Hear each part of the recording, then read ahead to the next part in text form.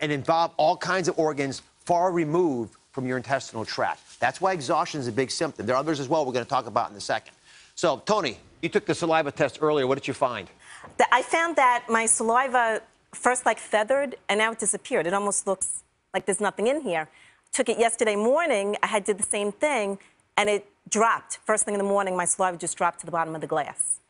I know why I'm exhausted now, because, you know, just judging by the reaction of spraying that, I do have a terrible sweet tooth.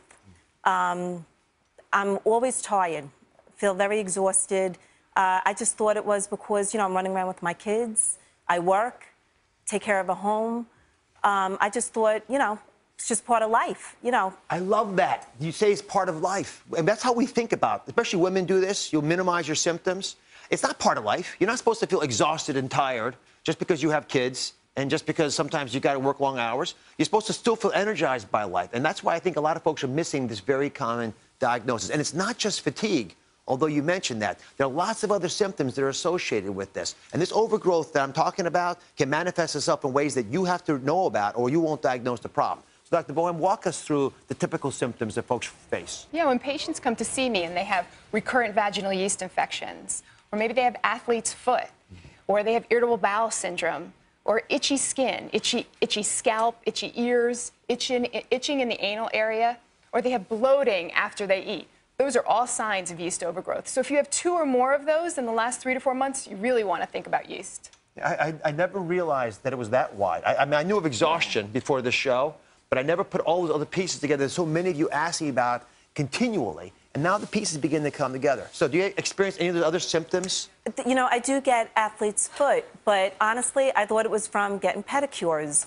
Or, you know, I do exercise. I thought maybe I wasn't wearing the right socks, maybe not the right sneakers.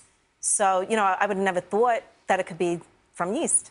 So how many women, I mean, you have a huge practice. Yeah. How many women really have this problem? You know, it's very common. It's not life-threatening, but it's very common. And it causes a lot of this mental fogginess and fatigue and exhaustion and craving for the foods we shouldn't eat.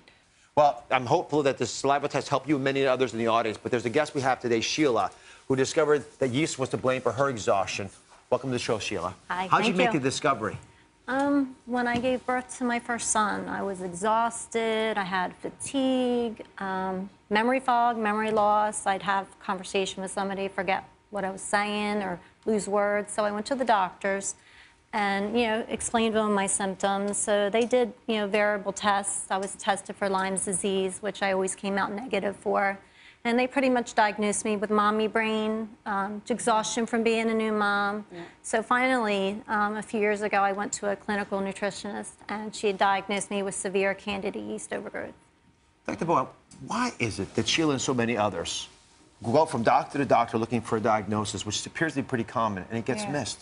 Well, you know, I think doctors are not traditionally trained to look for yeast overgrowth. And if they find it, they often don't know what to do about it. Because as we were talking about, diet really has a big influence on the balance of flora in your digestive system. And unfortunately, most doctors aren't given enough nutrition education in medical school. So they can't really use food as medicine, as we're doing here today. So I want everybody at home to take the saliva test tomorrow morning as soon as you get up. And if you think you have a problem, I want you to look at the symptom checklist at DrOz.com. It's really clear. And I tell you, you're going to be checking off boxes, and it's all going to light up in your head as you're going to say, finally, I figured out what is wrong with me. And guess what? It's easy to manage.